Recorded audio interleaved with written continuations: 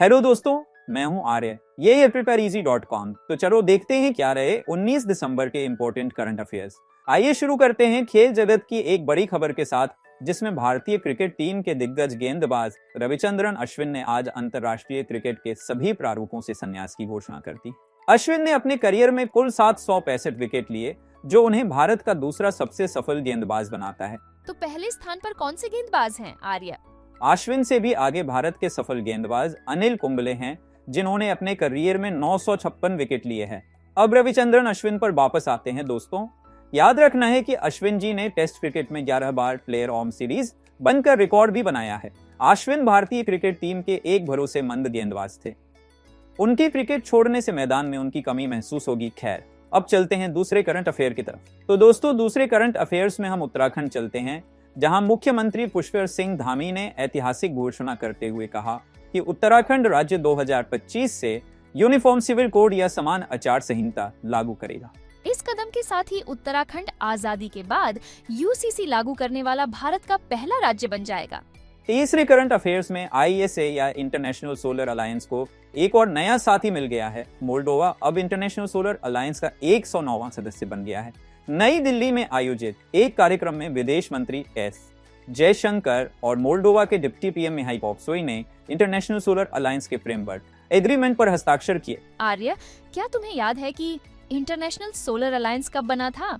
हाँ, मुझे याद है। दोस्तों, क्या आपको भी याद है कि इंटरनेशनल सोलर अलायंस को 2015 में भारत और फ्रांस द्वारा पेरिस में COP21 शिखर सम्मेलन के दौरान शुरू किया गया था। इसे पेरिस एग्रीमेंट भी कहते हैं। आईएसए का मुख्यालय गुरुग्राम, हरियाणा में स्थित है। चौथे करंट अफेयर्स में मेरे साथ चलो। आर्य से पढ़कर बोर हो गए होंगे, तो दोस्तों चौथे करंट अफेयर्स में बात होगी संगीत और संस्कृति की। मध्य प्रदेश के ग्वालियर में आयोजित 100वें तानसेन इस महोत्सव में 9 वाद्य यंत्रों पर 9 मिनट की शानदार धुन बजाई गई। साथ ही श्री स्वपन चौधरी को तानसेन सम्मान 2023 से नवाजा गया।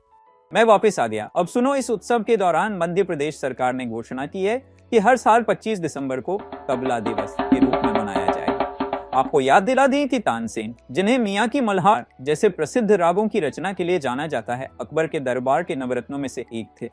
क्या आपको पता है तानसेन अकबर के दरबार में आने से पहले किस राजा के दरबारी कवि थे? नहीं पता तो कमेंट चेक करो। पांचवें करंट अफेयर्स में भारतीय पर्यटकों के लिए अच्छी खबर है। मार्च 2025 से भारतीय पर्यटक बिना वीजा के रूस यात्रा कर सकेंगे। भारत रूस के बीच वीजा नियमों को सरल बनाने की इस पहल के तहत रूस भारतीय पर्यटकों के लिए वीजा फ्री एंट्री की सुविधा देने वाला है। आपको बता दें, श्रीलंका, थाईलैंड और मलेशिया पहले ही भारतीयों के लिए वीजा फ्री पॉलिसी लागू कर चुके हैं। क्या आपको याद है कि हेनले पासपोर्ट इंडेक्स 2024 में भारत की रैंक 84 है और इस इंडेक्स के हिसाब से 58 देश भारत को वीजा फ्री एंट्री या वीजा अरिवाल की सुविधा देते हैं। सिक्स्थ करंट अफेयर्स में हम सैर करेंगे समुद्र की लहरों पर। विशाखापट्टनम में भारत और श्रीलंका के बीच द्विपक्षीय नौसैनिक अभ्यास सलिनेक्स 2024 शुरू हुआ। यह अभ्यास 2 चरणों में आयोजित किया जा रहा है। पहला चरण हार्बर फेज 17 दिसंबर को और दूसरा चरण समुद्री अभ्यास 19 दिसंबर को। सलिनेक्स की शुरुआत 2005 में हुई थी और यह भारत श्रीलंका की मजबूत साझेदारी का प्रतीक है। साथ ही आपको यह भी पता होना चाहिए कि सैन्य अभ्यास मित्र शक्ति भी भारत और श्रीलंका के बीच ही होता है। दोस्तों, श्रीलंका से जुड़ी एक और इम्पोर्टेंट बात आपको पता होनी चाहिए कि भारत के प्रधानमंत्री श्री नरेंद्र मोदी जी सीधे श्रीलंका के प्रेसिडेंट अनुराग कुमार से मिलकर ये घोषणा कि भारत जल्द ही श्रीलंका को लिक्विड नेचुरल गैस पहुंचाएगा। सेवंथ करंट अफेयर्स में भारत ने मेक इन इंडिया में एक बड़ी छलांग लगाई है। केंद्रीय मंत्री अश्विनी वैष्णव ने सोशल मीडिया पर बताया कि भारत अब दुनिया का तीसरा सबसे बड़ा स्मार्टफोन निर्यातक बन गया है। 2019 में हमने 23वें स्थान पर रहने वाला भारत अब नवंबर 2024 में 20,000 करोड़ रुपए की कीमत के स्मार्टफोन एक महीने में निर्यात करने में कामयाब रहा है। आठवें करंट अफेयर्स में मध्य प्रदेश के भोपाल में 10वां अंतर्राष्ट्रीय वन मेला आयोजित किया जा रहा है। इस मेले का थीम है लघु वनोपज के माध्यम से महिला सशक्तिकरण। श्रीलंका, नेपाल और ऑस्ट्रेलिया इस मेले में भाग ले रहे हैं, जिससे यह अंतर्राष्ट्रीय वन मेला और अधिक महत्वपूर्ण हो जाता है।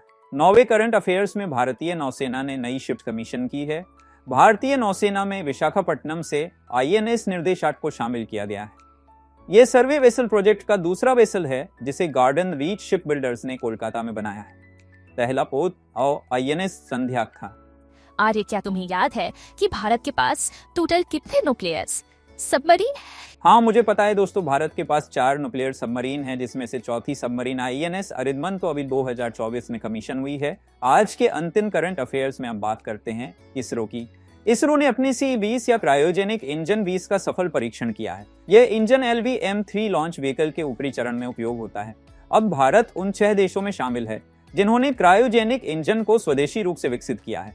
इसरो के कुछ इंपॉर्टेंट लॉन्च व्हीकल से जुड़े फैक्ट्स ये हैं, इन्हें वीडियो पॉज करके पढ़ लो। अब वेबसाइट पर जाके इस वीडियो के PDF डाउनलोड और क्विज अटेम्प्ट कर लो, लिंक डिस्क्रिप्शन में है। चलो मिलते हैं फिर कल। Till then keep hustling, keep moving, bye bye. This is PrepareEasy.com, and here we make your preparation easy.